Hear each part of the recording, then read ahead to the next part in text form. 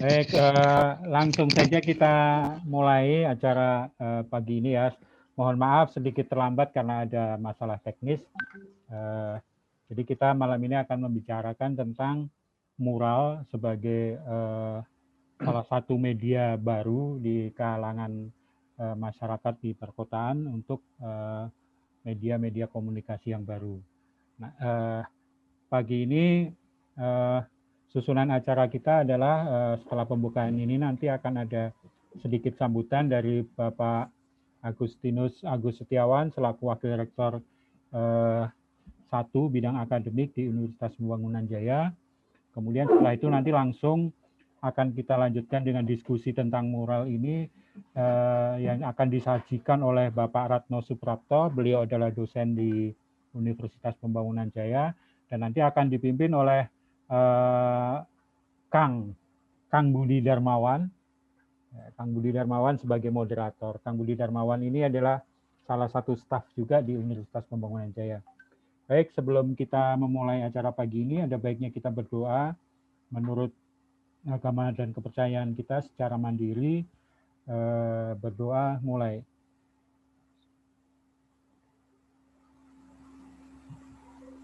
Cukup. Semoga beberapa jam ke depan acara kita dapat berjalan dengan baik dan lancar seperti yang kita harapkan. Selanjutnya kami berikan waktu kepada Bapak Agustinus Agus Setiawan selaku Wakil Rektor 1 Universitas Pembangunan Jaya untuk memberikan sambutan pembukaan. Silakan Pak. Baik, terima kasih Pak Fauzan. Selamat pagi, salam pendidikan teman-teman mahasiswa dari berbagai perguruan tinggi di Indonesia. Selamat pagi juga kami ucapkan kepada narasumber Bapak Ratno Suprapto atas kesediaannya untuk hadir memfasilitasi kegiatan kita pada pagi hari ini. Pertama-tama saya ingin mengucapkan terima kasih dan apresiasi kepada Biro Kemahasiswaan dan Alumni PKL UPJ yang telah memprakarsai kegiatan pertukaran budaya Permata Sakti 2020 yang kita ikuti pada pagi hari ini. Tidak lupa juga kami juga mengucapkan terima kasih pada rekan-rekan mahasiswa. Ini adalah mahasiswa-mahasiswi dari program Permata Sakti, yaitu pertukaran mahasiswa Nusantara Sistem Alih Kredit dengan Teknologi Informasi. Tadi sebelum acara dimulai kita sudah bicara panjang lebar. Hanya di masa pandemi ini kegiatan Permata menjadi dilakukan secara daring begini ya. Kalau dalam masa normal itu akan menjadi suatu kegiatan yang luar biasa menarik dari berbagai perguruan tinggi di Nusantara berkunjung ke satu perguruan tinggi, kemudian berinteraksi satu sama lain selama 1 semester. Nah, dalam masa daring ini kita juga mendapat kesempatan untuk melakukan kegiatan serupa walaupun secara virtual. Tentunya kita sangat terima kasih kepada Kemendikbud yang menggagas acara ini, sehingga ini menjadi ajang bagi seluruh mahasiswa-mahasiswi di Nusantara Indonesia ini untuk saling bekerja sama, berkenalan, kemudian berkarya, dan juga mengenal budaya satu sama lain. Nah, Universitas Pembangunan Jaya sebagai salah satu peserta program Permata Sakti, pada kesempatan ini kami menerima sekitar 36 mahasiswa dari seluruh penjuru Indonesia dalam program yang dinamakan Permata Sakti tadi. Nah, sebagai bagian kewajiban dari kegiatan ini adalah kami ikut menyelenggarakan program pertukaran budaya yang menurut rencana akan kami adakan beberapa sesi, dan sesi hari ini adalah sesi pertama yang mengangkat topik mural sebagai artefak urban environmental graphic design. Nah, di sini sudah hadir juga nanti Bapak Ratno Suprapto yang pakar mural. Ini adalah suatu diskusi terbuka ya, adik-adik mahasiswa, mahasiswi. Mungkin nanti setelah mendengar paparan Pak Ratno mungkin akan terbuka pengetahuannya bahwa mungkin setiap hari ada suatu lukisan mural mungkin dianggap biasa, ternyata itu adalah suatu artefak budaya yang sungguh berharga.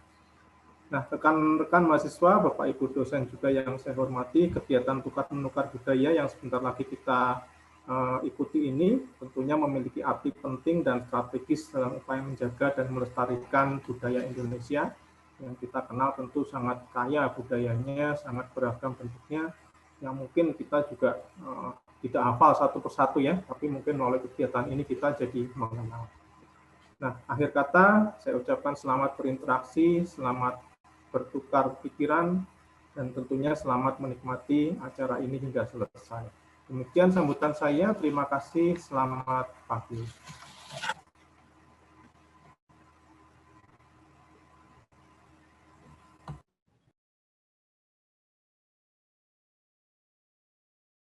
Pak Fauzan masih di mute, Pak.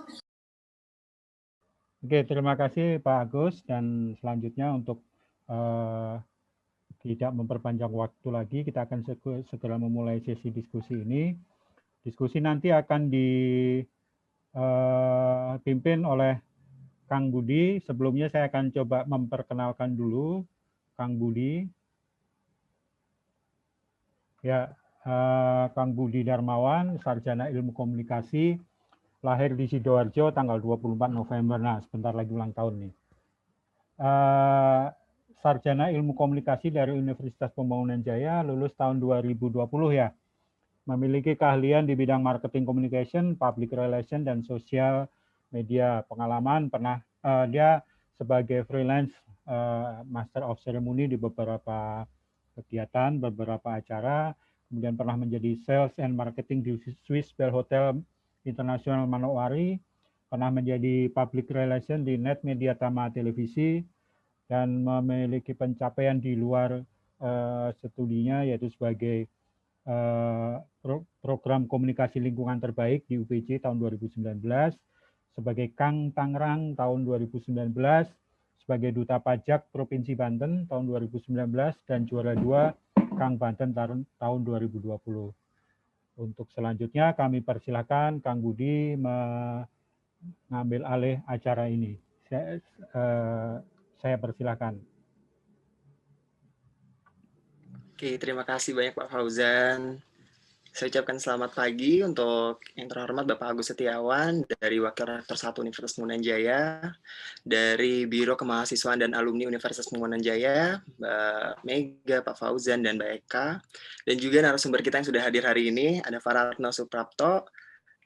Beliau merupakan dosen dari Desain Komunikasi Visual Universitas Pembangunan Jaya, dan hari ini Budi mau memperkenalkan dulu sedikit tentang biografi dari Pak Ratno. Kegiatan Pak Ratno nih sebelum jadi dosen tuh kegiatannya apa aja sih? Beliau nih cukup gaul juga nih kalau untuk di mahasiswa nih. Sama saya pernah jadi mahasiswa, kalau ngeliat Pak Ratno, wah ini dosen, salah satu dosen gaul di UPJ nih. Oke, izin share screen ya, Pak Fauzan. Oke. Silakan.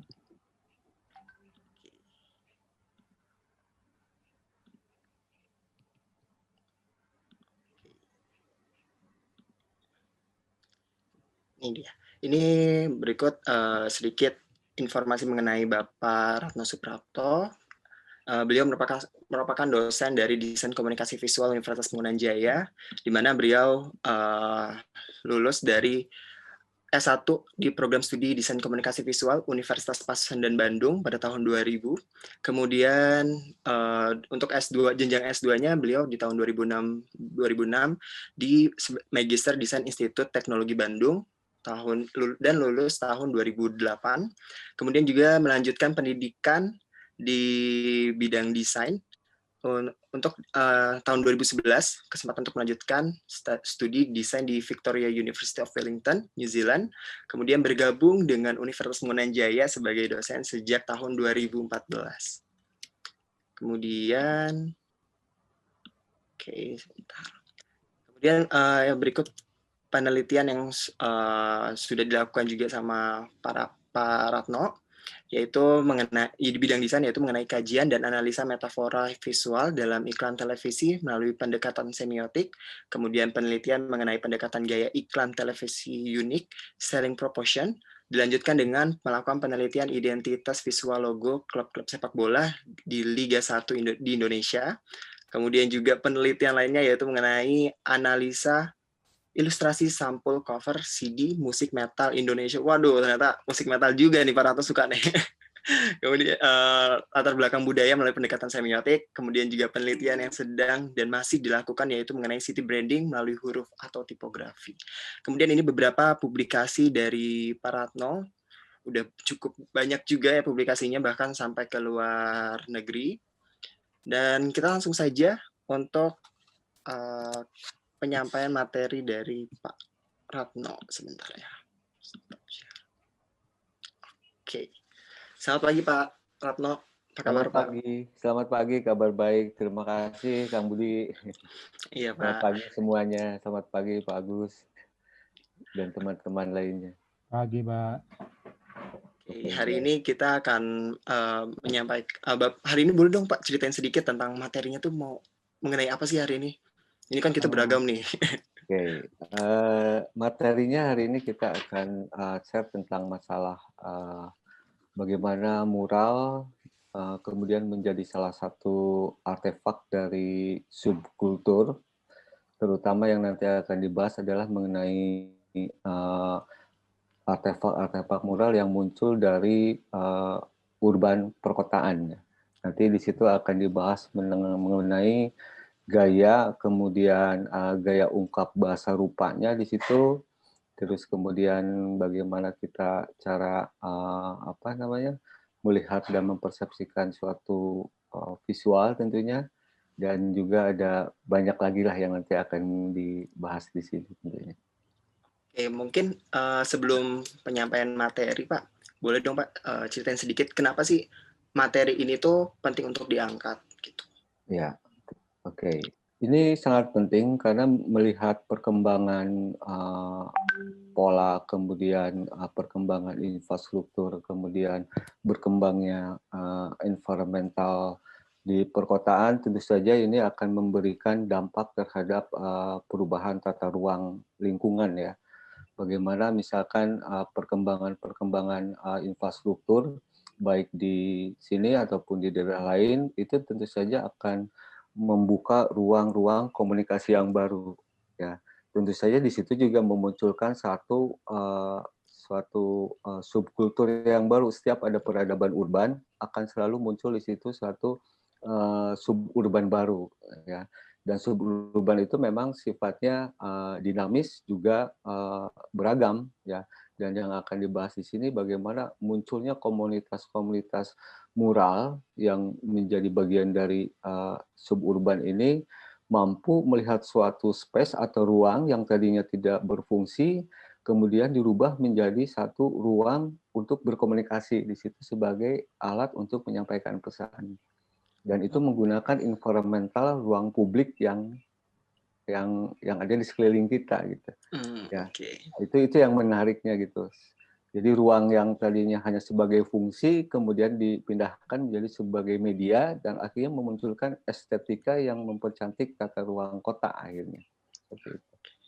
Oke, mungkin sebelum Pak Ratno menyampaikan materinya, untuk teman-teman yang belum menghidupkan videonya, boleh dihidupkan biar kita saling kenal satu sama lain. Bisa dilihat juga nih wajah-wajahnya yang cantik dan ganteng tentunya.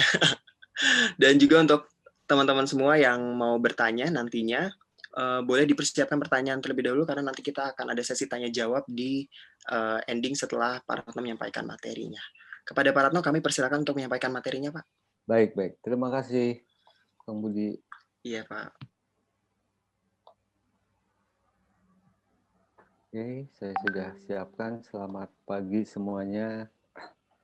Selamat pagi kepada Pak Agus, Pak Fauzan, Mbak Mega, kemudian Kang Budi, dan teman-teman yang lain. Dalam kondisi pandemik ini kita memang harus terus produktif lah apapun dalam kondisinya, tapi kita tetap tidak harus berhenti untuk menyampaikan sesuatu atau berinovasi terhadap apa yang sudah kita sukai misalkan. Nah, dalam konteks ini saya akan membahas tentang masalah mural. Ini menarik sekali. Bagaimana mural kemudian menjadi sebagai artefak ya, dan artefaknya adalah artefak urban, lalu kemudian menggunakan fasilitas-fasilitas yang kemudian menjadikan environmental graphic design di sini. Nah, latar belakangnya kita sudah tahu apa itu mural. Mural memang bukan hal yang baru karena memang sudah dari zaman dulu juga mural sudah ada ya. Nah, tapi banyak yang menarik dalam ungkapan visual, tata ungkapnya, kemudian gayanya, kemudian teknisnya, apalagi yang terkait dengan pesan atau message yang disampaikan dalam visual mural tersebut. Itu banyak sekali menggunakan gaya-gaya ungkap secara teknis maupun secara message yang mengangkat tentang isu-isu yang sedang berkembang. Ya. Isu mural itu memang banyak sekali, bisa dari isu yang terkait dengan politik, bisa terkait dengan masalah ekonomi, hukum, bahkan yang sedang berjalan sekarang ini terkait dengan masalah pandemik juga kita sudah bisa lihat di beberapa contoh mural atau gambar yang ada di environmental dinding-dinding ruang publik ini. Nah, apa itu mural? Di sini bisa dijelaskan bahwa memang secara basic mural berasal dari bahasa Latin, yaitu dari kata murus yang berarti dinding, artinya di sini. Makanya kenapa media dinding ini dijadikan sebagai media utama dalam penggunaan dan pengaplikasian seni mural ya di Indonesia ataupun di dunia seperti itu. Nah, yang menarik secara luas pengertiannya itu bahwa mural adalah menggambar atau melukis di atas media dinding, tembok, dan media luas lainnya yang bersifat permanen. Nah, di sini kita bisa lihat bahwa media ini berbeda dengan media lainnya yang sifatnya dua dimensi ya. Kan media itu ada dwimatra dan ada juga media tiga dimensi lah, trimatra. Nah, di dalam penggunaan dinding ini karena ini adalah space publik, kita tidak bisa membuat informasi atau message atau gambar yang memang nanti yang bersifatnya provokatif lah. Segala sesuatu disampaikannya harus memang mengangkat isu-isu yang sedang berkembang, juga selain merubah fungsi environmental yang tadinya hanya ruang tembok yang misalkan kusam, ya. Kemudian kita ingin merubah lingkungan atau environmental sekitar kita ini menjadi lebih hidup lah ya, karena banyak orang lalu lalang juga melihat space ruang tembok, kayaknya rasanya kalau para komunitas artis-artis mural itu atau anak-anak yang memiliki seni itu kayaknya gatel deh, pengennya seperti anak kecil lah kalau melihat dinding sepertinya memberikan sesuatu terhadap ruang kosong tersebut gitu ya. Makanya di sini penggunaan media yang berhubungan dengan dinding, selain fungsinya di sini adalah untuk menyampaikan pesan, fungsi estetika lainnya adalah untuk membuat environmental menjadi lebih estetis di sini ya. Yang tadinya misalkan temboknya kusam, lalu kemudian membuat environmental lingkungan kita merasa kurang nyaman, dengan adanya mural membuat lingkungan tersebut menjadi lebih hidup lah ya, karena dengan stimulus informasi juga dengan perspektif dari hasil warna yang dihasilkan dari mural itu bisa membuat psikologis kita, orang yang melihat menjadi lebih ikut ceria lah. Apalagi warna-warna yang disampaikan juga banyak menggunakan warna-warna yang memiliki warna sifat hangat lah ya. Artinya warna-warna hangat itu bisa membangkitkan emosi dan juga psikologis orang yang melihat lah, secara emosional dan juga secara psikologis lah. Tadinya kita takut untuk lewat ke gang atau ke jalan tersebut, tapi gara-gara ada mural, akhirnya kita merasa nyaman ya, karena merasa ada teman di sana yang bisa membuat kita nyaman ketika melewati ruang atau space environmental public tersebut. Nah, kenapa bersifat permanen? Karena memang mural ini bisa lama waktunya ya, bisa bertahun-tahun, terlihat tergantung dari teknis materialnya, ada material yang bisa bertahan bulanan, ada yang bisa bertahan selama bertahun-tahun. Itu tergantung dari tergantung kualitas dari medianya, juga tergantung dari para komunitas pembuat muralnya. Setiap tahun ini bisa dirubah berdasarkan isu-isu informasi yang sedang berkembang. Misalkan tahun ini gambarnya adalah isu tentang COVID, tahun depan mungkin ada isu-isu fenomena yang lain yang terkait dengan masalah-masalah sosial, itu bisa kita ganti ya. Jadi sifatnya bisa permanen, memang bisa bertahun-tahun gambar mural ini tampil dalam satu ruang space environmental. Nah, lalu kalau kita bertanya, banyak juga di masyarakat kita yang agak belum belum bisa membedakan yang mana sih mural, apa bedanya dengan graffiti.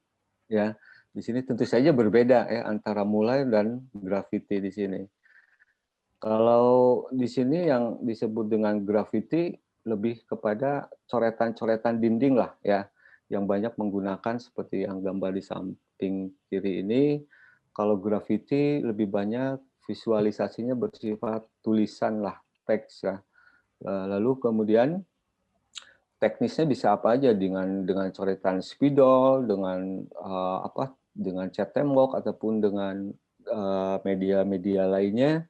Itu yang disebut dengan graffiti. Jadi gaya ungkapnya lebih banyak menggunakan font atau tipografi atau huruf yang terkait dengan unsur-unsur elemen visual yang ditampilkan. Karena memang graffiti muncul dari dari komunitas-komunitas yang memang seperti underground lah ya. Muncul dari kaum rebellion pada zaman dulu yang mengungkapkan tentang ketidakpuasan terhadap kondisi-kondisi yang sedang berjalan pada saat itu. Lalu kemudian kalau dibedakan dengan mural, nah kalau kita bicara tentang mural bukan sesuatu yang baru memang, karena seni mural sebenarnya sudah ada sejak zaman dulu kala ya. Jadi bahkan sampai 31.500 tahun yang lalu, tepatnya pada zaman prasejarah, mural ini memang sudah ada ya, dan ini justru yang pertama yang menariknya di sini ya. Mural pada zaman dulu itu muncul pada masa pada masa prasejarah itu di tepatnya di gua di Lascaux yang ada di selatan Prancis lah. Mulai yang dibuat pada masa prasejarah tersebut menggunakan medianya, karena belum ada media cat seperti sekarang, menggunakan sari buah sebagai cat airnya. Karena kan esensi warna itu seperti batik banyak menggunakan warna-warna dari buah-buahan ya. Bagaimana buah-buahan sari airnya dijadikan sebagai tinta ya. Dan ini salah satu artefak yang sangat kuno yang sebagai primordial lah ya, sebagai visual mural primordial pada zaman dulu yang sudah ada. Nah, kemudian berkembanglah dari situ, muncul juga tokoh-tokoh yang mengembangkan di situ ya. Salah satunya adalah Picasso di sini. Picasso kemudian mengembangkan, karena memang dia adalah latar belakang sebagai pelukis ya, visual artist, artinya dia mengembangkan beberapa teknis-teknis visual atau gambar lah. Bagaimana menuangkan suatu gambar ke dalam satu ruang space. Kalau di sini bisa kalau dalam mural adalah tembok atau dinding, kalau di dalam painting artist adalah Pablo Picasso ini menggunakan kanvas, dan dia kemudian mengembangkan itu ke dalam bentuk ke dalam bentuk media, bukan tembok tapi dalam bentuk kanvas. Dan dari situ mulai orang mengenal dan lebih populer apa itu mural di sini. Pada tahun 1937 lah dia mulai mengembangkan. Dari situlah mural kemudian dikenal secara populer oleh dunia lah ya. Nah, kemudian selain itu ini tampilannya yang dibuat oleh Picasso. Bisa kita lihat bagaimana ruang space ini ya, di dinding juga. Picasso juga bukan hanya di kanvas, di dinding sampai di atas gereja juga ya, dia membuat mural dengan sangat bagus dan estetis ya.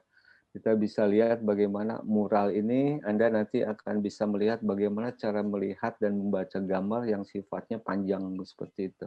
Ya, mural kan ditampilkan dengan ruang space yang biasanya panjang ya. Panjang di situ nanti disampaikan informasi yang secara bersamaan. Nah, ini salah satu contoh Pablo Picasso lah ya, yang menjadi titik renaissance pencerahan pada pengembangan seni terkait dengan masalah mural ini. Nah, lalu bagaimana mural ini masuk ke Indonesia ini juga menarik karena ternyata mural di Indonesia nggak populer tahun 80-90-an ya. Meskipun desain grafis mulai munculnya itu di Indonesia itu kan tahun-tahun 70, 80, bahkan DKV sendiri tahun 90-an baru muncul ya untuk program studi. Dulu saya sebagai mahasiswa angkatan pertama DKV juga bingung apa itu DKV karena baru muncul ini apa program studi ini. Nah, yang menariknya di Indonesia muncul justru pada saat penjajahan kolonial. Ya, kita banyak sering melihat di jalan-jalan zaman dulu gitu.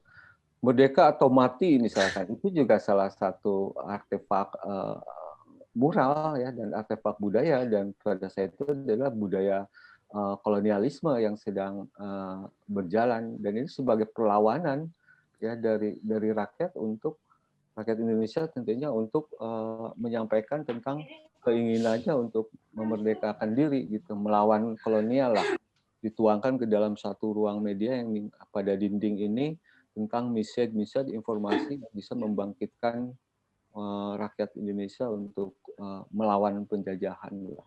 Dari sinilah muncul di Indonesia sendiri, tapi bukan melalui seniman, tapi melalui spirit perjuangan yang dilakukan oleh rakyat Indonesia sendiri. Jadi pelaku mural yang mempopulerkan orang Indonesia bukan seniman, kita rakyat Indonesia sendiri gitu ya, bisa siapa saja gitu ya, itu yang menariknya. Nah, kemudian berkembang di Indonesia dan kemudian ya sampai saat ini berkembang dengan populer dengan gaya-gaya urban dan gaya-gaya baru lah di situ. Nah, bicara tentang mural, perkembangan juga kita tidak akan lepas dari unsur-unsur di dalam mural itu sendiri ya. Nah, yang menariknya dalam mural itu memang ada elemen-elemen yang bisa kita tuangkan di situ. Pertama mulai dari visual. Ya. Di dalam visual itu kan ada ikon juga ada simbol. Ya, ikon tentunya beda dengan simbol. Kalau misalkan di situ ada informasi graffiti, artinya jangan buang puntung rokok sembarangan karena bisa membuat ini terbakar gitu ya. Bisa membuat ruangan atau lingkungan kita menjadi terbakar. Itu penggunaan puntung rokok adalah ikon dari bentuk rokok itu sendiri. Nah, kalau simbol itu kan sudah makna lah. Misalkan kata cinta itu biasanya orang membuat simbolnya dengan hati gitu. Nah, itu perbedaan ikon dan simbol. Kalau ikon memvisualkan bentuk aslinya seperti foto saya adalah ikon diri saya, itu ikon. Tapi kalau simbol, ya kalau simbol misalkan simbol simbol tentang pemberontakan, Anda bisa memvisualkan dengan objek-objek yang memang terkait dengan itu. Jadi maknanya kalau ikon, kalau dalam bahasa semiotik itu adalah konotasi, kalau dalam simbol berarti ikon denotasi, simbol adalah konotasi. Jadi maknanya, kalau ikon itu langsung gambarnya sendiri, simbol berarti konotasinya, berarti maknanya yang disampaikan seperti itu. Nah, lalu juga selain visual di dalam mural ini ya bisa Anda mix. Biasanya ada juga teks selain dengan ikon simbol-simbol yang ditampilkan. Anda penggunaan simbol-simbol ini memang tergantung si orang yang membuatnya. Ada yang diungkapkan dengan gaya-gaya kubisme ya. Seperti lukisannya Pablo Picasso itu kan kubisme ya, dari kotak-kotak bentuk-bentuk dasar segitiga yang kemudian menjadi itu. Ada yang ditampilkan dengan bentuk realis juga, ada dengan bentuk visual semi realis ya. Kemudian ada juga yang bentuk-bentuk abstrak juga banyak, ekspresionis juga banyak ya. Seperti gambar lukisan di belakang saya ini kan abstrak, ekspresionis ya. Seperti itu. Dalam mural juga banyak diungkapkan di situ. Nah, selain visual dan gaya-gaya ungkapnya juga di sini ada teks atau huruf ya, karena memang tujuannya mural itu adalah untuk menyampaikan pesan. Betul, bukan hanya mencoretkan dinding, bukan hanya coretan dinding yang tidak bermakna. Ya, dalam ranah seni, domain seni itu titik pun adalah itu harus memiliki makna dalam persepsi visualnya. Ya, begitu. Apalagi ya terkait dengan mural ya. Berarti ada message di sini, ada pesan yang memang ingin disampaikan kepada publik ya terkait dengan gambar yang disampaikan. Itu bisa isu apa aja yang disampaikan misalkan. Nah, salah satunya selain visual tadi, ikon dan simbol juga ada teks ya. Kalau teks doang kan hanya graffiti, tapi kan ini mural. Kalau mural berarti elemen visualnya lebih banyak, unsur-unsurnya lebih banyak ya. Lalu kemudian juga ada warna di sini selain teks ya. Di sini ada teks dan juga warna di sini. Bagaimana warna membuat tampilan menjadi lebih menarik di sini. Nilai-nilai estetikanya menjadi sampai. Ini juga mempengaruhi terhadap psikologi dan emosi kita yang melihat ya. Apalagi dengan pemberian warna-warna yang cerah itu membuat kita dan lingkungan sekitar menjadi lebih warm, lebih hangat lagi ya. Ya, seperti saya bilang, grafiti ataupun mural ketika ditampilkan di suatu ruang space environmental yang kurang bersih atau inilah kotor, ketika diberikan ini menjadi lebih hidup dan memberikan kehangatan di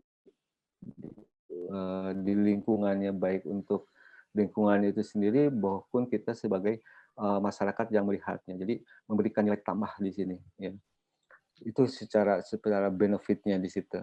Nah, selain warna ini warna maksudnya ya, ini yang ditampilkan warna bisa full color, bisa gradient, bisa block, juga bisa dengan menggunakan monokrom warna hitam putih lah ya.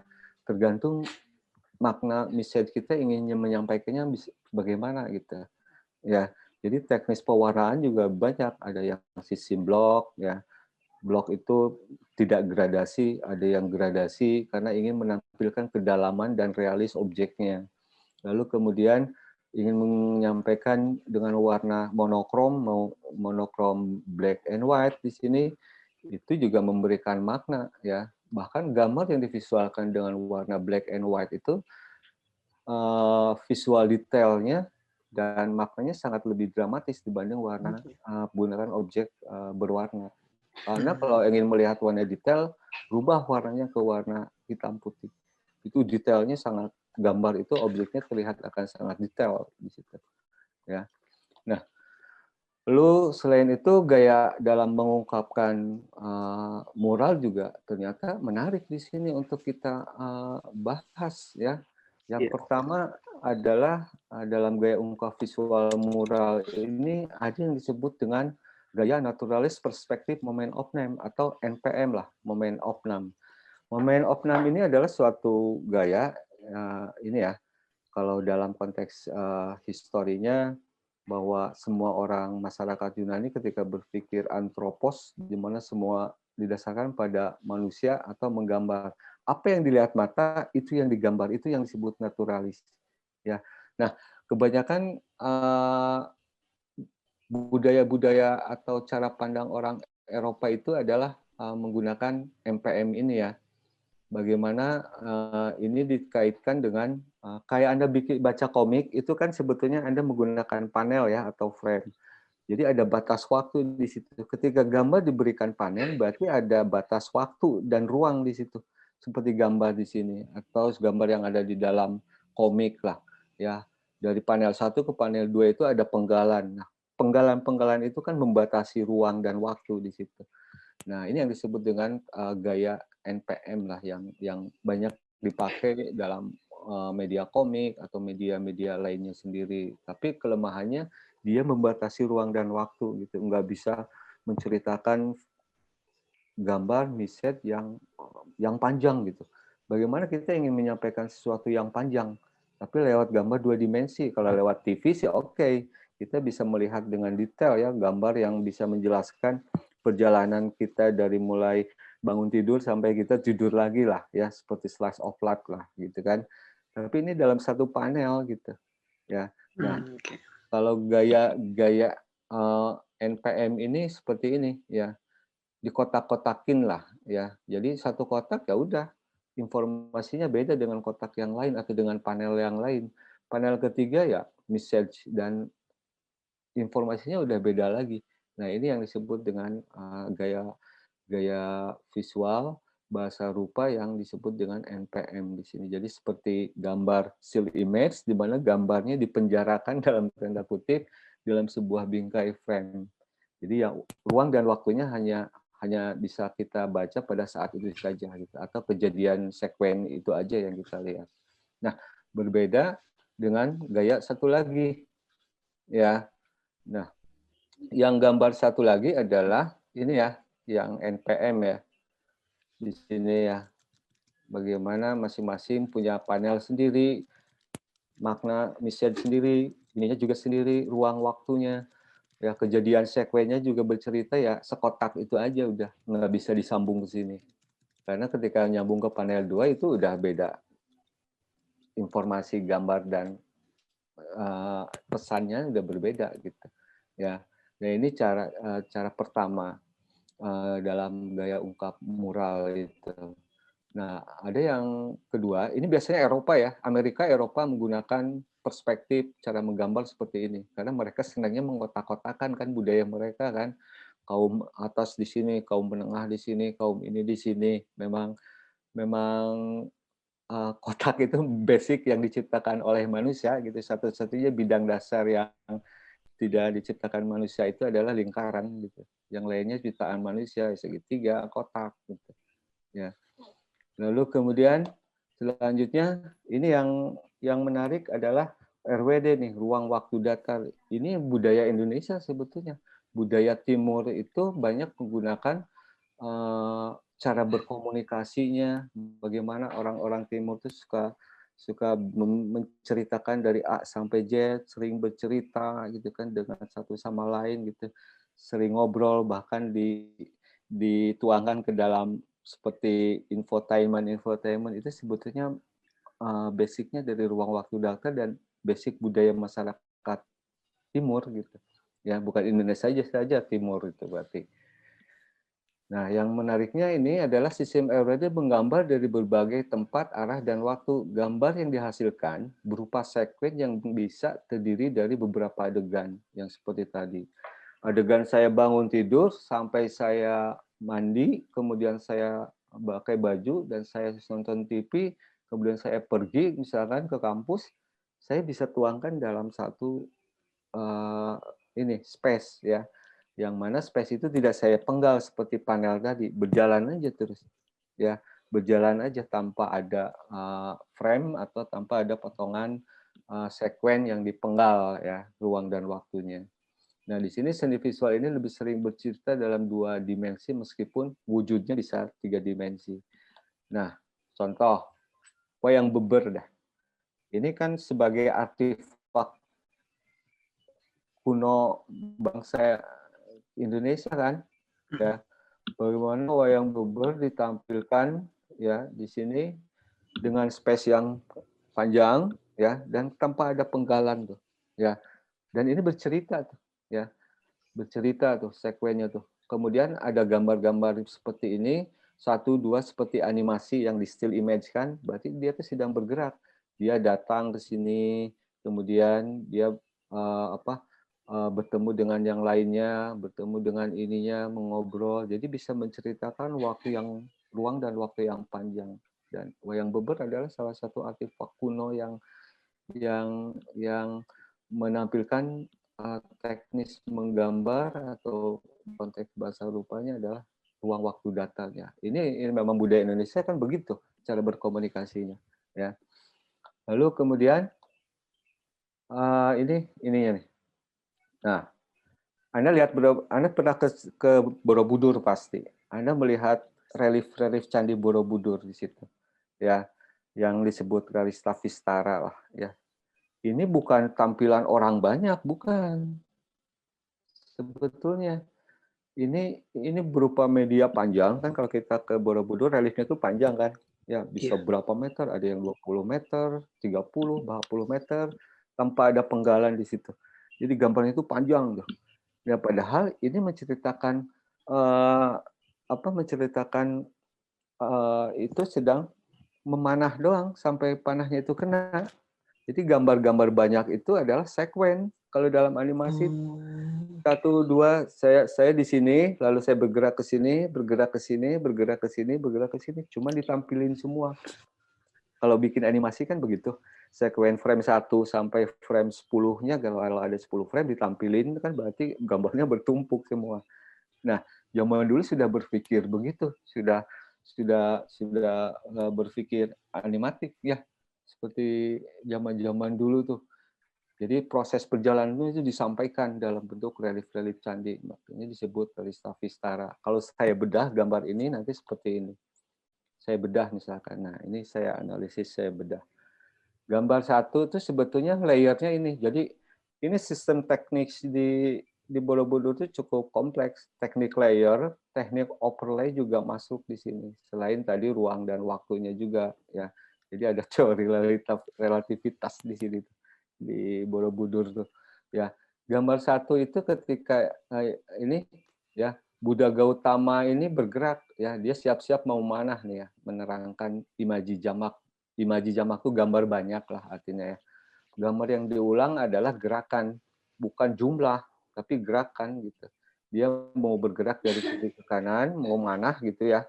Cuma ditampilin semua sekuensinya ya, dan ditampilkan ke dalam ini, ke dalam relief. Lihat gambar yang di atas yang putih, ngumpul dulu, ngambil panah, siap-siap, lalu dia bergerak ke sini. Tuh, di sini ada nih di gambar foto aslinya. Lalu dia memanah, Buddha Gautamanya kemudian memanah. Dan ini ada di sini ketika dia memanah. Dan akhirnya panahnya nancap di pohon ya. Dan ini cara membacanya begini. Dan membacanya relief itu jangan dari kiri ke kanan seperti kita membaca huruf alfabet, tapi Anda membacanya harus dari kanan ya, karena memang itu proses ya. Nah, ini juga kemudian menarik karena direduksi oleh para pembuat gambar-gambar mural itu, para artis mural mereduksi sistem ini ya, yang menariknya di situ. Nah, kemudian ini salah satunya ya. Ini Sinar Mas Lens. Kita tahu bahwa Sinar Mas Lens adalah sebagai corporate yang besar, salah satu yang besar di Indonesia. Dia pengen space-nya itu diberikan mural tanpa ada penggalan. Jadi pengen bercerita dah. Ya, dia bercerita tentang storytelling. Ya, di sini ada storytelling bercerita yang diungkapkan dengan gaya-gaya seperti ini. Ya, ekspresif lah ya, bagaimana Sinar Mas ingin bercerita tentang historinya itu ya, dia bercerita dengan gaya seperti ini. Oke. Nah, ini salah satu contoh RWD ditampilkan kalau tadi pada Candi Borobudur, ini pada mural gitu. Ini lokasinya di BSD Tangerang Selatan ya. Nah, salah satunya. Lalu kemudian bagaimana mural menjadi entitas artefak urban khususnya di kota Tangerang di sini? Ya menarik karena munculnya urban itu kan karena adanya karena adanya masyarakat secara luas muncullah di situ. Ada urban lah, ada rural urban lah, ada kemudian masyarakat rural sendiri lah, masyarakat kota, pinggiran, dan masyarakat desa menciptakan ada budaya mainstream ya, kita memang lahir dari budaya mainstream. Kemudian karena munculnya perkembangan, akhirnya muncullah sub-sub kultur ya. Kita adalah bagian dari budaya induk dan juga kita bagian dari budaya subkultur ya. Kalau bagian subkulturnya ya apa yang kita suka itu adalah kita bagian dari komunitas subkultur itu sendiri gitu. Nah, di sini muncullah subkultur yang disebut komunitas mural ya. Kalau Anda sukanya misalkan fotografi, ya Anda komunitas fotografi itu kan subkultur disebutnya. Atau Anda sukanya adalah musik, misalkan musik metal lah atau musik punk lah.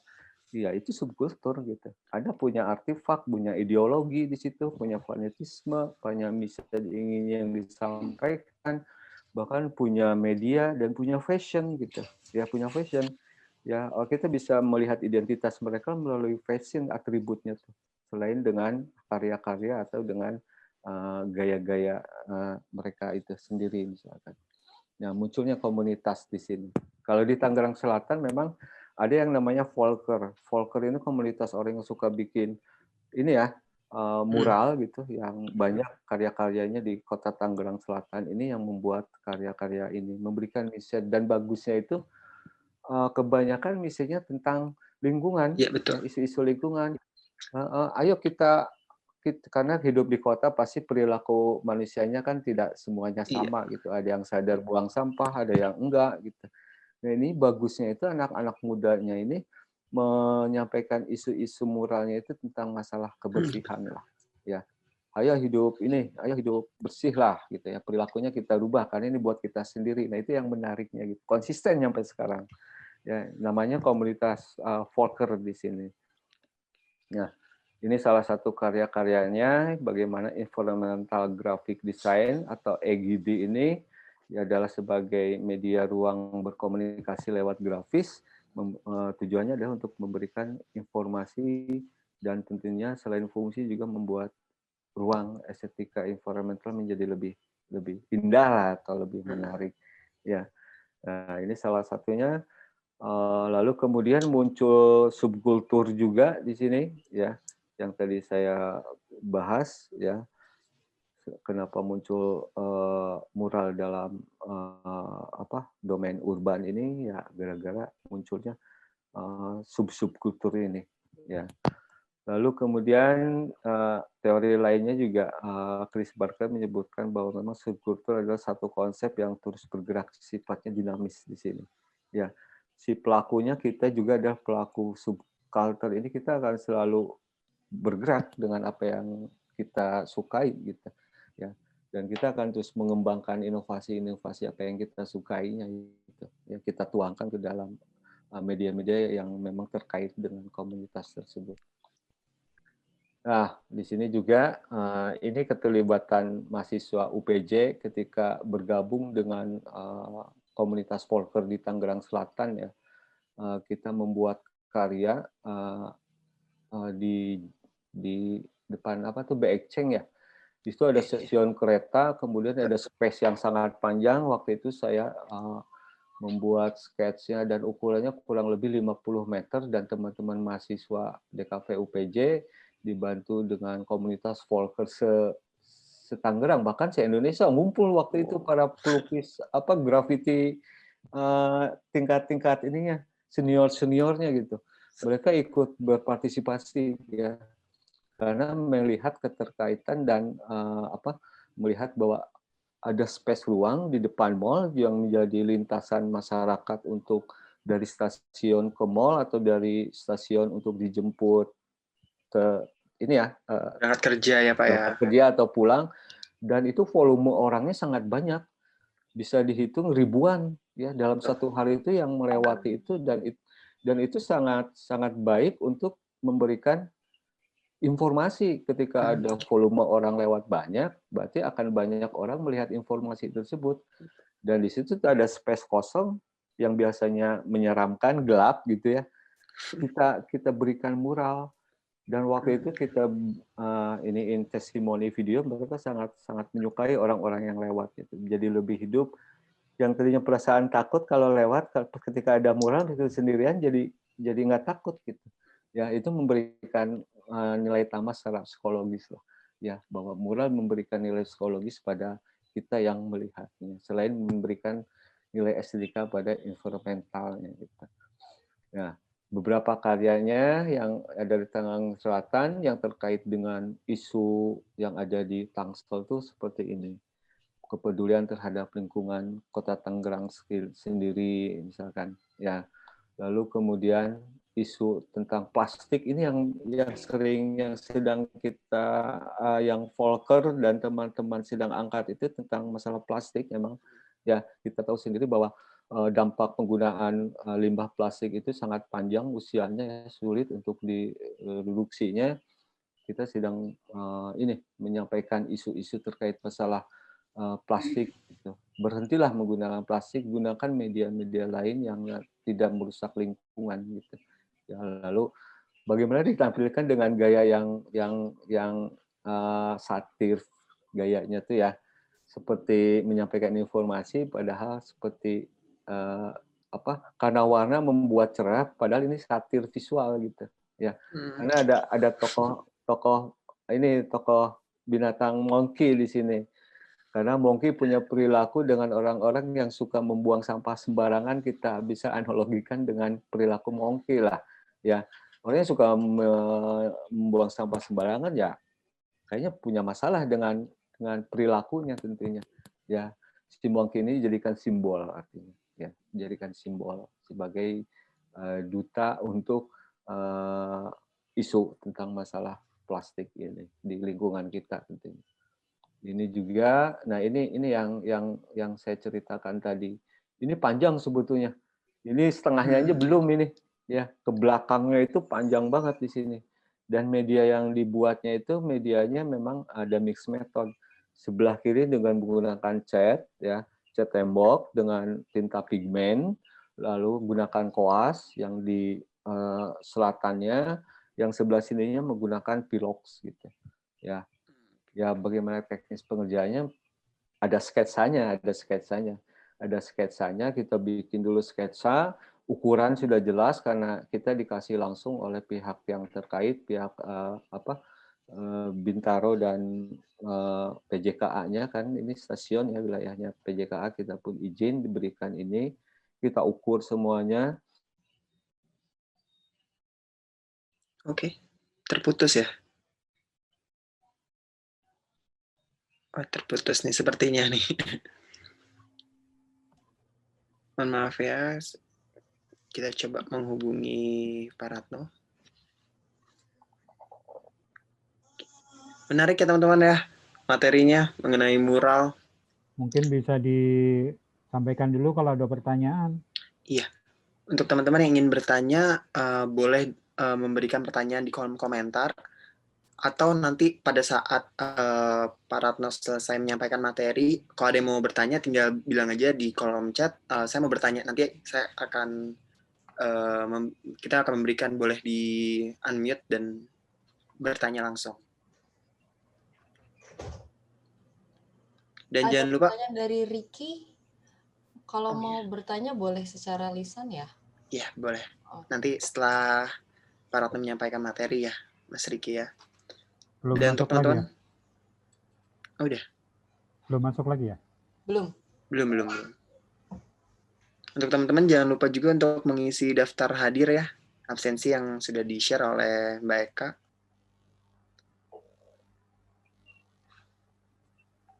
Aduh, mohon maaf. Iya Pak, nggak apa-apa. Mohon maaf teknis. Iya, oke Pak. Saya lupa ininya nggak nyalain casannya, tiba-tiba mati. Oke. Saya lanjutkan ya. Iya Pak, silakan Pak. Sebentar.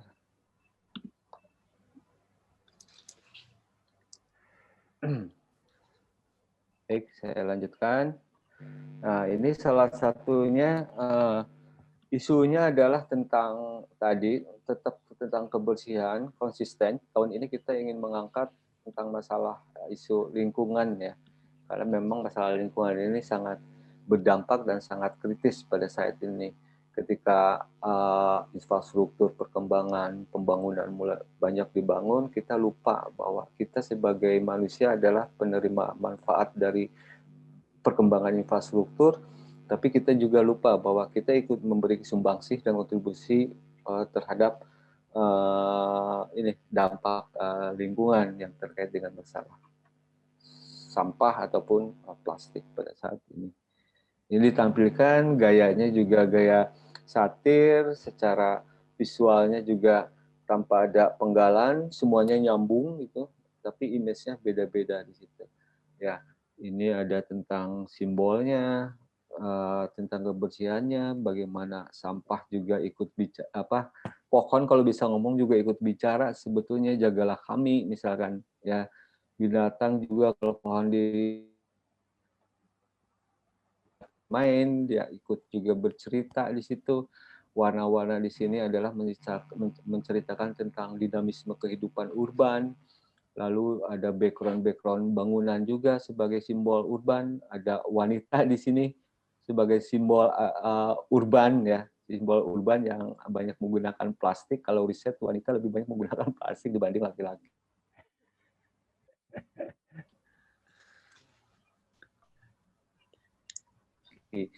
Tersendiri gitu ya. Kemudian ini juga ya keceriaannya tetap kita sampaikan. Kita ingin memainkan visual satir misalnya tanpa pesannya keras tapi disampaikan dengan gaya visual yang hangat lah, maksudnya begitu. Nah, ini salah satunya pas terakhir ya, di tempat itu. Nah, ini di Pamulang nih, Pamulang Center nih, environmental lapangan basket, kemudian diberikan mural. Ini tapak atas ya, kita ngelihatnya dari atas nih, dari atas gedung nih. Keren, Pak.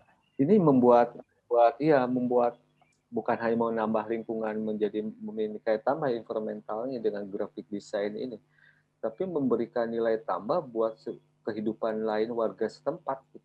Selain orang yang datang ke sini, mereka lebih semangat, senang jadi tempat main, orang berkumpul di sini, muncul ide gagasan atau muncul ini baru, misalkan, ya. Ada juga membuat masyarakat di sana menjadi lebih inilah, ya, lebih positif lagi secara itu.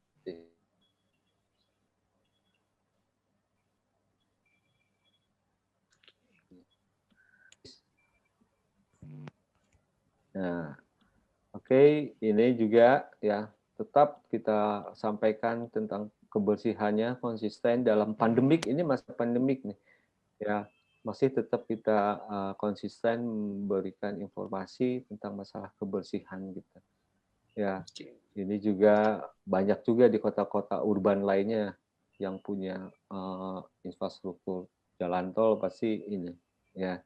Ini dilombakan hampir berapa seperti di Bandung gitu. Di Taman Sari dekat rumah saya itu dulu ikut memberikan pada pilar-pilar ini, ya. Jadi merasa jadi nggak kotor aja. Biasanya kan di bawah gini biasanya terlihat kusam dan kotor kan karena warna tembok semen ini kan, ya. Jadi dibuat lebih estetis lagi lah dan ada informasi. Nah, ini juga banyak sampah-sampah yang ternyata bisa kita Manfaatkan ya, Pak. berikan nilai estetika, manfaatkan. Banyak media-media yang tidak terpakai cuma ditaruh di pinggir jalan begitu aja, ya udah kita cat aja, orang jadi bisa melihat sebagai nilai seni gitu ya, mempercantik lingkungan, bukan hanya drum, bahkan batu juga bisa kita ini ya, ini benteng biasa ya, ini di mural itu sudah selain outdoor juga masuk ke indoor. Kalau di kafe-kafe sekarang udah banyak mural karena memang orang-orang urban senangnya nongkrong di kafe gitu kan, dan itu sangat ini berpotensi untuk menyampaikan pesan di situ ya. Jadi disesuaikan dengan kafenya, dia ingin menyampaikan misi ini lewat mural, dia disampaikan tentang values-nya si kafe tersebut lewat gambar ini. Ini juga bisa memberikan nilai tambah buat kafe sendiri, juga buat yang datang di sini. Nah, ini juga di daerah Pasar Lama ya, di mana mural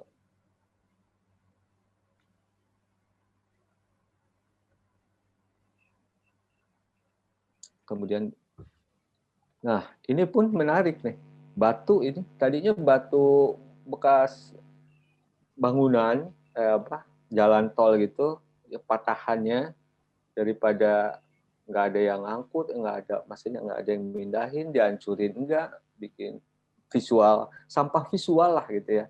Kita ngelihatnya ini sampah visual, udah kita ini aja menjadi sesuatu yang punya nilai lah. Jadi kita nggak melihat lagi sampah visual, tapi melihat satu artefak urban di sini, ya.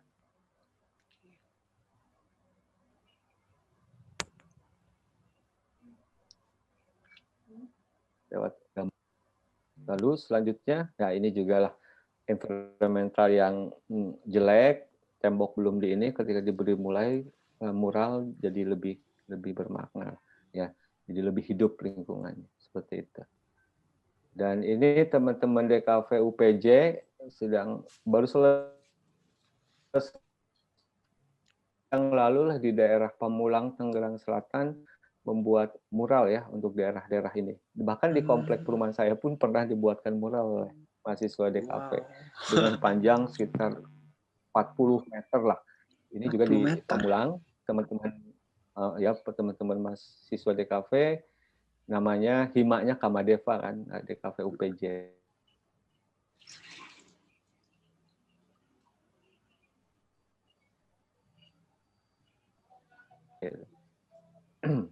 Ini di tempat lainnya juga ya dibuatkan mural, tempat nongkrong lah, artinya ada space besar kita jadikan. Ya. Oke, terima kasih. Dan itu sebelahnya adalah berukuran 120 cm. Jadi ini lukisan besar nih. Saya menggambar diri saya sendiri aja. Ya, ada di rumah. Nggak mungkin saya taruh di luar. Nanti disangka kampanye. Oke, itu aja. Kang Budi. Siap, terima kasih banyak, Pak. Apa yang Pak. bisa saya sampaikan terkait masalah ya, sama-sama. Nah, tadi terkait dengan banyaknya mural ya Pak ya, memang di Tangerang Selatan tuh untuk muralnya banyak banget ya Pak ya, salah satunya juga ada di Gang Husada. Ini sempat viral nih Pak, di Gang Husada Pak. Jadi warganya mempercantik gangnya mereka dengan mural-mural, bahkan jalanannya pun dijadikan mural yang berbentuk seperti sungai. Ya Pak ya, sempat masuk ke berita juga gitu ya. Ya.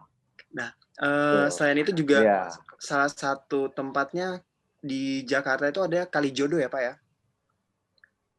Kalijodo yang dulu sempat negatif, mindset orang negatif, namun pemerintah tempat tahun 2017 merubah Kalijodo menjadi tempat wisata yang menarik gitu. Dan saat ini juga menjadi salah satu tempat wisata di Jakarta justru. Gitu. Oke. Ya. Di kota-kota lain juga kan banyak, di Semarang, Surabaya. Ya. Iya benar. Oh iya, di Surabaya baru-baru ini. Ya, itu, ya makanya itu yang disebut artefak urban tuh ya itu. Nah ini betul ya, Gang Husada. Nah, tuh ya, menarik banget. Ini kalau kita salah kalau orang menyebutnya gambar 3D, ini salah, bukan gambar 3D. Karena ini ruang ini kan jalan dua dimensi. Iya, yang sebutan yang benar bukan gambar 3D gitu. Jadi anamorfik visual disebut, visual anamorfik. Biasanya kita ketemu kayak gini di ini ya Pak ya, di tempat-tempat pameran-pameran. Justru ini di gang perumahan menarik banget nih. Ya. Gitu. Oh ini di jalannya ya Pak ya? Ya. Ini bukan mural 3D, tapi sebutan yang tepatnya adalah itu apa namanya? Anamorfik, karena anamorfik butuh satu titik pandang untuk melihat gambar itu menjadi utuh. Kalau kita bergeser ke beberapa jarak, gambarnya menjadi blur atau distorsi, makanya disebut anamorfik visual. Oke. Kita mungkin langsung ke pertanyaan saja kali ya Pak ya. Mungkin teman-teman juga udah banyak, beberapa juga ada yang mau bertanya nih tadi. Ya. Kita ke pertanyaan yang pertama mungkin ya, tadi ada dari Mas Riki Aleandro. Mas Riki mau bertanya, boleh kami persilakan? Boleh dihidupkan. Ya, terima kasih pertanyaannya Mas Budi. Mohon maaf tidak bisa menghidupkan kamera, saya lagi di jalan ini. Oh ya, baik. Iya. Terima kasih atas materinya Pak Ratno juga. Saya ada 2 pertanyaan Pak terkait mural. Karena mural ini kan masuk satu unsur kesenian ya Pak ya. Betul. Jadi kan seni itu kan ada 2, yaitu ada seni murni dan juga terapan. Sedangkan kalau Betul. mural ini kan bisa digunakan untuk keduanya. Betul. Nah, untuk mural yang seni murni, apakah semua mural yang digambar oleh orang lain itu bisa kita interpretasi atau kita tafsirkan, Pak? Sedangkan kalau di pengertian dasarnya seni murni, yang mengetahui makna keseluruhan dari seni itu adalah sang pembuatnya. Terus yang pertanyaan kedua, saya sering menjumpai teman-teman dari jurusan kesenian yang menggunakan konsep-konsep psikologi, khususnya aliran psikoanalisa yang diusung oleh Freud. Nah mungkin kalau di dunia seni, iya, Sigmund Freud. Karena kebetulan saya sendiri juga ada psikologi, dan saya mau psikoanalisis ya, berarti menggunakan psikoanalisis ya, analisis. Iya Pak, betul Pak. Jadi kalau dari sudut pandang Bapak, penggunaan psikoanalisis di dunia kesenian itu bagaimana ya Pak ya? Terima kasih Pak. Ya baik. Baik, terima kasih Mas Riki. Oke, pertanyaannya ada 2. Saya siap, pertanyaan sangat bagus yang 1 dan 2. Ketika Mas Riki dari mana Mas? Universitas mana? Saya dari Universitas 17 Agustus 1945 Surabaya Pak. Baik, terima kasih. Silakan Pak. Iya, terima kasih. Baik, terima kasih Mas Rizky. Pertanyaannya sangat bagus dua-duanya. Saya akan coba jawab. Yang pertama tadi terkait dengan interpretasi visual dan perspektif terhadap makna simbolik yang ada di dalam mural. Yang pertama memang mural itu salah satu bagian dari seni murni awalnya, kemudian berkembang menjadi seni terapan yang direduksi oleh desainnya. Nah, yang pertama ada dua persepsi dan definisi di sini. Jika karya yang aja, ini kan saya bikin karya di belakang saya kan, ini lukisan abstrak saya nih, ini seni murni. Makna dan interpretasinya cuma saya yang tahu. Nah, sedangkan makna lainnya atau makna yang dilihat oleh teman-teman di sini terkait gambar ini beragam. Ya, kalau saya melihat gambar ini adalah tentang newborn. Kalau ketika anak saya baru lahir kemarin 1 tahun, saya mengkaryakan dalam bentuk lukisan visual. Ya, dituangkan di situ bagaimana keceriaan saya, kebahagiaan saya ketika anak saya lahir gitu kan, baru pertama gitu ngelihat anak sangat senang gitu. Dah kemudian minggu depannya saya tuangkan langsung ke dalam bentuk seni lukisan yang disebut abstrak ekspresionis, saya tuangkan di situ. Nah, emosional saya masuk karena abstrak itu dipengaruhi oleh pengalaman si pelaku pelukisnya itu. Apa yang di dalam empiriknya dia tuangkan fenomena itu ke dalam ruang dengan gaya itu, abstrak ekspresionis. Nah, gaya-gaya seni murni itu begitu. Jadi interpretasinya hanya memang kalau kita analisis lagi ada semiotika, ada hermeneutika lah ya. Kalau semiotika dalam gambar itu bisa dilihat oleh dalam konotasi dan denotasi itu seperti itu. Jadi makna asli harfiah dan makna tambahannya atau makna lainnya konotasi. Nah, kemudian muncul lagi mural tadi katanya masuk ke seni terapan. Iya, karena desain karya mural ini menjadi tidak lagi karya seni murni ketika masuk ke dalam ruang dan informasi publik ya. Ini menjadi budaya populer, menjadi media populer ya. Akhirnya masuk terapan dan maknanya tidak harus kita yang melihat seperti yang bukan hanya saya pelaku seperti gambar ini, seni murni hanya saya yang tahu ya, seperti ilmu hermeneutika gitu. Apa yang saya buat hanya saya yang tahu gitu. Itu hermeneutikanya. Tapi kalau secara seni murni gambar visual ini, tapi kalau saya tuangkan dengan budaya populer, saya tidak bisa lagi membuat karya yang abstraktif. Harus gambar ini bisa diinterpretasikan oleh orang banyak. Ya, Jadi simboliknya, ikon-ikonnya harus dilihat jelas gitu. Kalau saya bilang pohon, gambar pohon, orang harus memaknainya itu sebagai pohon gitu, seperti apa yang tertuang. Nah, jadi pertanyaan pertama bahwa dalam mural itu yang pertama memang masuk ke dalam ranah seni murni dari esensial substansialnya, lalu kemudian interpretasinya memang itu dipresentasikan juga kita punya persepsi sendiri-sendiri. Bedanya lukisan seni murni dengan iklan lah ya, secara gampang ya. Kalau iklan cuma one message, satu message, semua orang harus menginterpretasikan pesan dan makna yang sama. Ya kan? Semua harus paham dong dengan iklan yang kita lihat. Kalau iklan itu mengatakan bahwa merek A adalah merek A ini bagus, semua akan bilang itu bagus. Ya. Tapi kalau seni murni kan enggak. Ya. Interpretasinya di sini beragam. Setiap orang mempertasaikan berdasarkan pengalamannya gitu. Jadi aspek empirisnya si orang yang melihat akan membantu untuk memberikan jawabannya gitu, dan menginterpretasikan pesan. Ya, seperti itu. Nah, pertanyaan kedua tadi terkait dengan masalah apa, saya lupa ya.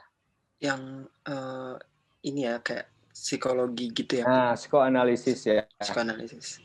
Nah, psikoanalisis itu memang sangat terhubungkan dengan masalah visual, karena kan gambar itu bukan hanya media yang dibuat untuk saya sendiri gitu, tapi media itu diciptakan juga dibuat untuk orang lain gitu ya. Teorinya psikoanalisis juga saya pernah menggunakannya dalam penelitian saya dulu ketika saya membuat riset terkait dengan masalah game gitu ya. Bagaimana game ini mempengaruhi psikoanalisisnya si ini ya, visualnya saya analisis bagaimana mempengaruhi kita secara analisis nih, menciptakan emosi, kemarahan, ada yang kesel sampai ngebanting pintu, ngebanting ini, karena stimulus yang ada di dalam pikiran kita ini, dalam psikologi kita, dalam otak kita itu akan menerima impul objek yang ada di sini yang kemudian direlasikan dengan emosi yang yang terjadi pada saat itu fenomena. Jadi relasi antara psikologi, apalagi kalau psikologisnya sudah jelas dengan ilmu desain itu atau seni itu sangat dekat sekali, makanya ada psikologi persepsi, psikologi visual itu kita pelajari juga di DKV gitu. Lalu juga berhubungan dengan psikoanalisis karena gambar ini, objek ini kita buat untuk manusia gitu. Jadi ada keterikatan subjek dan objeknya, nggak bisa kita lepasin di sini. Ya. Kalau misalkan Anda melihat gambar yang kemarin seperti, coba aja Anda analisis gambarnya Charlie Hebdo yang kemarin dibuat oleh itu yang di mana Prancis, menjadi fenomena berita saat ini. Nah itu kan memainkan psikoanalisis. Gambarnya sih biasa, karikaturnya biasa, tapi secara maknanya terkait dengan masalah entitas, dan entitas itu adalah identitas kita. Disitulah kemudian akan mewakili personalisasi kita atau kepribadian kita yang akhirnya membuat psikologis kita, emosi kita terkait di situ. Gara-gara satu media, kemudian maknanya begini, muncullah respon yang memang saat ini sedang masih berjalan, bahkan gara-gara visual tuh dengan psikoanalisis akan memberikan itunya analisis yang sangat relevan dan terkait seperti itu. Jadi ya teori Sigmund Freud tentunya, bahkan teori psikoanalisis peneliti desain untuk meneliti subjek-subjek desain. Begitu Mas Rizky. Gitu ya Mas Riki ya. Ya. Oke, terima kasih Mas Riki atas pertanyaannya. Kemudian ada pertanyaan lagi nih Pak dari Mbak Loisia de Marilac. Bertanya, kenapa sampai mural dikatakan sebagai artefak urban? Dan apakah mural yang dibuat pada masa kini juga bisa disebut artefak urban? Ya. Padahal seperti yang kita ketahui, artefak itu sendiri merupakan benda arkeologi atau benda-benda peninggalan sejarah. Ya, betul. Kan Tadi yang disampaikan pertanyaan cukup bagus. Secara definisi adalah artefak hasil karya ya, hasil karya cipta, hasil cipta karya dan rasa ya, yang memang sudah diciptakan dengan konteks misalkan dalam waktu yang lama gitu ya. Ketika kita mendefinisikan artefak itu bukan hanya karya yang sudah kuno banget secara arkeolog gitu ya. Apa yang sudah saya ciptakan itu adalah salah satu artefak. Artefak itu hasil karya cipta dan rasa. Tidak harus menunggu waktu yang sangat-sangat lama gitu untuk mengatakan bahwa ini adalah karya artefak. Ketika kita menciptakan suatu karya, ya baik dalam bentuk tangible atau intangible. Kalau intangible-nya berarti values dari artefak tersebut atau dari karya tersebut, itu bisa kita kategorikan sebagai artefak. Jadi artefak itu ada artefak kuno, juga ada artefak kontemporer. Dalam konteks ini adalah yang dibahas adalah artefak kontemporer itu tadi. Seperti gambar visual yang tadi Mas Riki sebutkan, bahwa ini adalah karya seni kontemporer. Mural itu adalah gaya kontemporer, ya, baik dari aspek idealismenya, aspek identitasnya, visualnya sampai kepada hasil karyanya. Ya, makanya kita pun adalah bagian dari masyarakat kontemporer, para urban itu sebetulnya. Ya, seperti itu. Jadi dalam konteks ini artefaknya adalah artefak kontemporer. Apa yang diciptakan itu bisa langsung disebutkan sebagai hasil karya. Ya. Nggak harus nunggu waktu yang lama. Karena yang dijelaskan di sini bukan mural tempo dulu. Bahasnya adalah mural Les Sauts tadi yang ada di Prancis, itu baru artefak kuno. Apa yang saya bahas berarti mural saat ini berarti itu artefak kontemporer. Seperti itu. Oke, seperti itu kurang lebih ya Mbak. Tadi siapa dari namanya Mbak Loisia ya? Ya. Gitu ya Mbak Loisia. Oke, selanjutnya ada lagi yang mau bertanya dari teman-teman? Boleh tanya langsung kalau misalkan tidak sempat mengetik, atau nih dari Pak Fauzan nih, terhadap di Candi Borobudur, bentuknya 3 dimensi, apakah bisa disebut juga sebagai mural? Iya, itu esensinya. Jadi kalau bentuknya kan sebetulnya 2 dan 3 dimensi, ya, karena ada dimensi di situ. Dia tidak flat itu rata, ya. Seperti gambar poster atau lukisan itu kan rata, ya. Tapi di relief itu bentuknya jadi 3 dimensi, ya. Karena ada dimensinya, ada kedalaman, gitu. Ada gelap, ada terang, ada kedalaman tebal dan tipis, ya. Karena dilihat dari medianya yang menggunakan media batu yang kemudian dipahat menciptakan dimensi, ya berarti itu 3 dimensi. Ya. Oke. Ya. Oke, seperti itu ya Pak Fauzan ya. Ya, terima kasih. Teman-teman ada yang mau bertanya kembali? Boleh langsung bertanya saja kalau misalkan mau bertanya, langsung di unmute. Silakan. Kan dari aku pribadi ya Pak Ratna ya. Ya, betul, silakan. Untuk pembuatan mural nih Pak. Dulu tuh aku SMA juga sempat buat mural di salah satu mata pelajaran seni apa ya namanya dulu ya, pelajaran seni lah. Nah, itu kita membuat muralnya itu adalah di tembok beton. Itu kita membutuhkan kurang 2 hari untuk membuatnya, Pak. Kira-kira nih, kalau dari Pak Ratno sendiri, untuk pembuatan mural, khususnya yang tadi Pak Ratno membuat mural di Stasiun Jurang Mangu ya Pak ya, dekat kampus kita ya. Iya, betul. Itu berapa lama sih Pak proses pembuatannya Pak? Terus berapa lama proses mendesain, kan pasti sebelum kita mendesain di itu ada persiapannya nih Pak. Nah, berapa lama sih Pak prosesnya sampai dengan selesai? Ya, betul. Kalau dalam membuat mural ataupun yang berhubungan dengan desain itu ada metodologi desainnya ya. Jadi ada tahap pradesain, ada di tahap desain, ya, eksekusi, dan post desain setelah desainnya. Pradesain itu perencanaan dari mulai tema, lalu kemudian konsep dan juga sketsa. Itu waktu itu karena memang pradesain itu sangat penting karena ingin menyampaikan informasi dan gaya yang benar-benar harus objektif gitu. Cukup 2 mingguan lah kita tim dosen DKV, lalu kemudian mahasiswa, lalu kemudian komunitas mural Volker dari Tangsel itu ke UPJ berdiskusi waktu itu untuk menentukan tema dan gayanya itu sekitar 2 mingguan. Karena dari diskusi itu juga banyak ide-ide kan.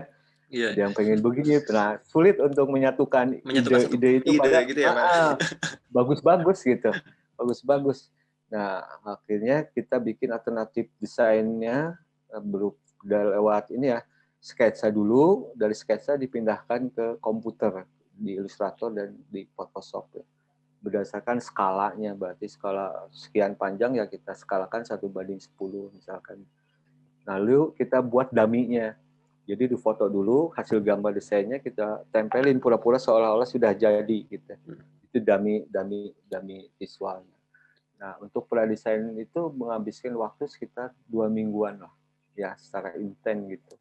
Dengan diskusi-diskusi brainstorming lainnya. Lalu ketika pengerjaan kurang lebih ngabisin waktu itu 1, 2, 3 harian. 3 harian. 3 hari. Karena panjang kan hampir di atas 50 meter gitu. Itu belum tingginya itu 3-4 meter gitu. Dan itu dikerjakan oleh banyak mahasiswa gitu. Ya, hampir semua angkatan ikut, ada yang bikin sketsa dulu, bikin grid dulu ya, karena kan membuat mural itu kalau space-nya kecil, Anda gunakan ini fokus aja tembak. Tinggal outline-nya kita ikutin. Tapi kalau space-nya panjang, berarti kita bikin grid di situ. Ya, skala 1:1, berarti per ini berapa meter kita bikin garis dulu sampai ujung gitu. Itu selesai hari pertama baru masuk ke coloring di situ. Outline baru full coloring. Terakhir hari ketiga finishing di situ. Oke. Wow, tahapannya panjang juga ya Pak ya? Ya, tahapannya. Memang di pradesainnya itu konsep tema, paling lama emang. Masing-masing punya idealisme sendiri sih. Oke Pak, terima kasih. Mungkin teman-teman sudah tidak ada lagi yang mau bertanya sejauh ini? Cukup ya? Oke, berarti terima kasih Pak Ratno untuk penyampaian materinya. Mungkin sedikit ada yang mau penutupan Pak Ratno? Dari Pak Ratno mungkin ada yang mau disampaikan? Terima kasih buat teman-teman semua mahasiswa program Permata Sakti ini. Senang bisa bertemu dengan teman-teman semua dalam acara Tukar Budaya ini. Meskipun memang dilaksanakan dengan program online, mudah-mudahan tidak mengurangi substansi dan juga silaturahmi kita lah. Saya akhirnya bisa mengenal teman-teman Permata Sakti secara keseluruhan, meskipun ada beberapa mahasiswa saya di sini yang ikut kuliah saya di sini. Senang bisa berbagi ilmu, senang meskipun ilmunya nggak banyak, semoga bermanfaat apa yang bisa disampaikan saya untuk teman-teman semua. Dan terima kasih juga buat teman-teman UPJ lainnya, Pak Agus, Pak Fauzan, Mas Budi juga, ada Mbak Mega, ada siapa ini saya lupa. Terima kasih buat waktu dan tempatnya gitu, telah memfasilitasi saya untuk sharing sedikit ilmu yang terkait dengan masalah mural. Semoga bermanfaat buat semuanya. Dan tetap sehat buat kita semua ya, semua terlindung dari COVID-19. Amin, amin. Amin. Terima kasih banyak Pak Ratno. Nah teman-teman, hari ini materinya menarik banget ya. Dimana tadi kan mengenai mural nih. Tadi Pak Ratno juga sempat mengatakan bahwa mural ini adalah penyampaian sebuah komunikasi secara nonverbal untuk menyampaikan sebuah pesan gitu. Dengan harapan masyarakat ini sadar dengan penyampaian pesan melalui visual. Nah, ini juga bisa kita lakukan dalam melakukan sebuah kampanye juga ya Pak ya. Kampanye-kampanye tadi seperti penggunaan plastik, tentang lingkungan, limbah, dan sebagainya. Seperti juga yang sudah dilakukan sama beberapa tempat yang akhirnya menjadi bagus nih, menjadi tempat wisata bahkan. Menarik perhatian wisatawan gitu. Jadi, ini juga bisa kita terapkan dalam mempromosikan pariwisata yang kita miliki juga nih di daerah masing-masing tentunya melalui mural, di mana bisa dilakukan di tempat-tempat yang paling banyak dikunjungi oleh masyarakat gitu, seperti misalkan di daerah tadi stasiun, terus kemudian di jalan-jalan besar dan sebagainya. Oke, terima kasih teman-teman atas sudah berpartisipasi hari ini. Acara akan saya kembalikan kepada MC yaitu Pak Fauzan. Terima kasih. Silakan Pak Fauzan, saya persilakan. Terima kasih Mas Kang Budi. Terima kasih juga Pak Ratno. Kalau Pak Ratno bilang berbagi ilmu sedikit, bagi saya ini luar biasa Pak. Banyak sekali ilmunya yang saya dapat. Betul. Oke. Terima kasih kepada teman-teman semuanya yang sudah berpartisipasi di kegiatan hari ini. Tanpa panjang lebar, kita akan segera menutup acara ini. Tapi sebelumnya kita akan berfoto bersama dulu ya. Mohon untuk diaktifkan mode videonya supaya kita bisa ambil gambarnya, teman-teman sekalian. Mbak Eka, silakan. Wah, kalau foto langsung semangat nih kayaknya nih. Masih ada beberapa yang belum. Tadi lupa nggak nyebut Mbak Eka. Maaf Mbak Eka. Oke teman-teman, kita mau berfoto sebentar. Boleh dinyalain ya? Bang Masih ada beberapa yang belum. Bang Hakim, Bang Dimas. Nyalakan video. Artika.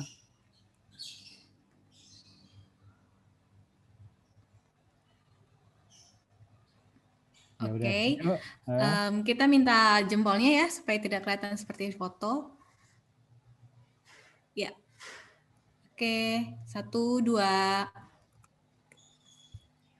1, 2, siap. Terima kasih. Oke, terima kasih sekali lagi. Terima kasih Pak Ratno dan kita berikan aplaus sebesar-besarnya buat Pak Ratno ya. Sama-sama.